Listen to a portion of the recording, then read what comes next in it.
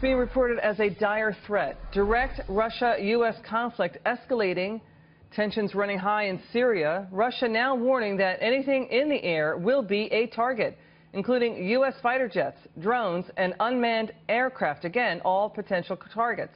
This after a coalition fighter jet shot down a Syrian military plane Sunday in Raqqa province. The first time in the Syrian war that this has happened. Let's take a quick look at defense stocks. Northrop Grumman, Lockheed, Raytheon, General Dynamics all ending the day in the green. Let's bring in retired four-star General Jack Keane. You think Russia is all talk here? Well, yes, and here's why.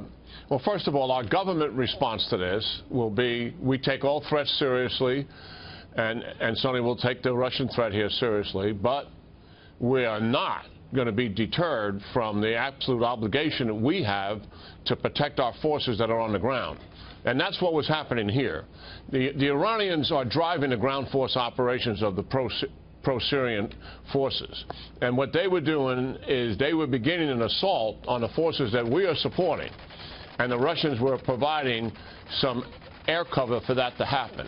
And actually then they also dropped a bomb in the vicinity of where our forces were, and talking about the coalition forces that we're supporting. And that resulted in one of our pilots taking out that aircraft.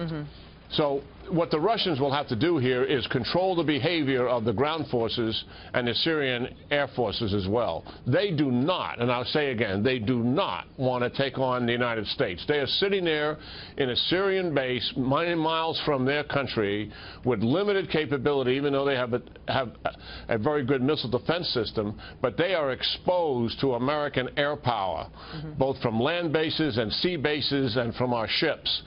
And they do not want to tangle with us. They're not looking for a fight despite this rhetoric. They're trying to back up the Syrian military, which has significant morale problems as it is, with these comments.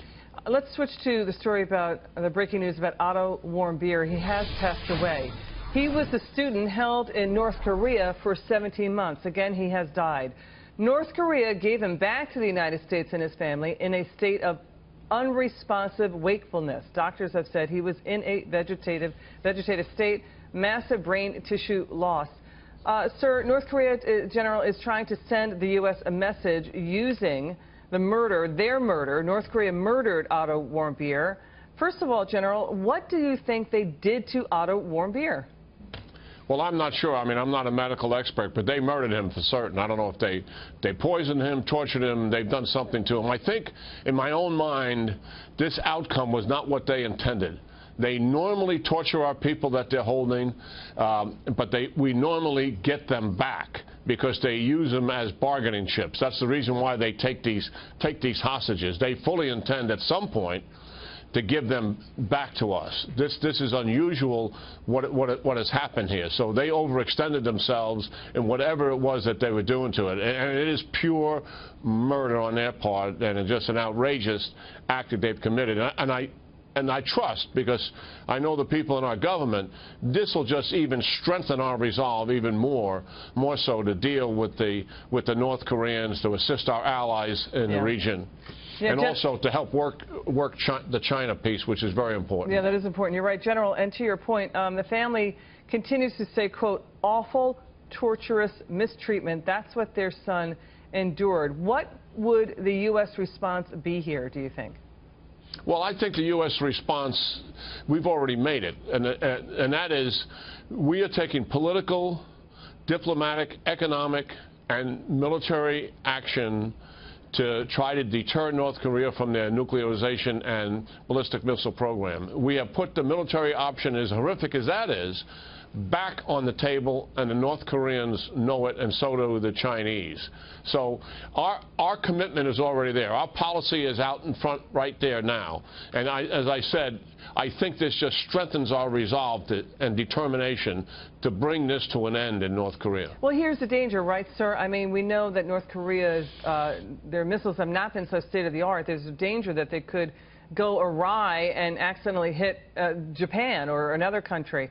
You know, they've been harassing U.S. ships and other ships in the Sea of Japan with their missile test launches. What are your thoughts there? Well, yes.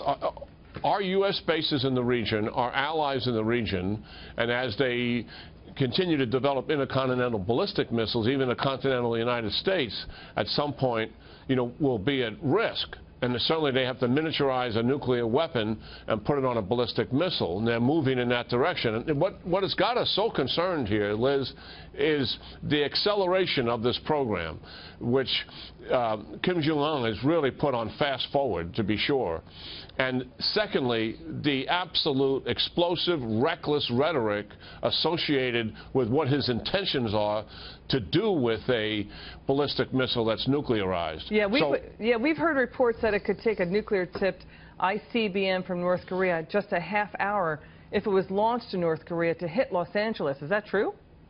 I don't know what the time frame is, but we would not permit that launching to take place. I guarantee you that. No president is going to wait and try to deal with that missile in its terminal phase. We will take action before they would launch a missile like that. So that's the path we're on. That's the worst scenario, because that means war with North Korea and horrific casualties in South Korea, to be sure.